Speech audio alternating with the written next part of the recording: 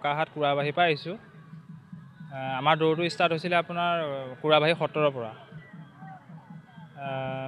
জুবিন দাক মানে জুবিন দা যিহেতু ন্যায় হোৱা নাই ন, ন্যায় ক্ষেত্ৰতে মই আহিছোঁ আৰু পৰিৱেশৰ লগত আহিছোঁ, সেই দুটাই মানে।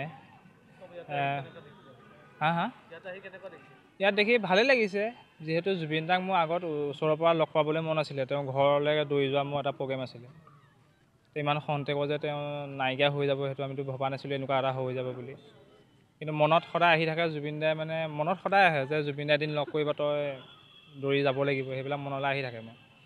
তাৰপিছত ঘটনাটো এনেকৈ হৈ গ'ল। হৈ যোৱাৰ পিছত মই ভাবিলোঁ কি জুবিন দাৰ যিহেতু ন্যায় দিয়া নাই ন চৰকাৰে, মই দৌৰি পেলাই জুবিন দাৰ কাৰণে ন্যায় বিচাৰি পেলাই মই জুবিন দাৰ ক্ষেত্ৰলৈ যাম।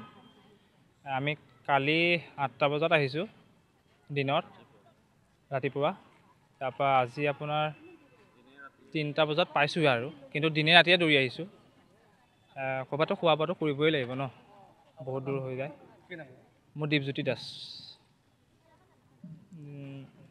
আৰু আপোনাৰ অসমৰ মুখ্যমন্ত্ৰী আছেই ন, তেওঁ ন্যায় সোনকালে যাতে দিয়ে, তেওঁ সেইটোৱে অনুৰোধ মোৰ ফালৰ পৰা দেই। সকলো ৰাইজেই কৈ আছে আমাক ন্যায় সোনকালে লাগে ন, গৰিমা বৌ কৈ আছে ন্যায় লাগে কথা।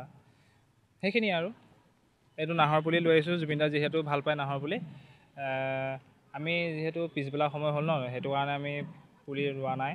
আমি ইয়াতে কমিটি আছে, মই কমিটিতে চঞ্জাই দিছোঁ, তেওঁলোকে ক'ৰবাত ৰুব ভাল জেগাত।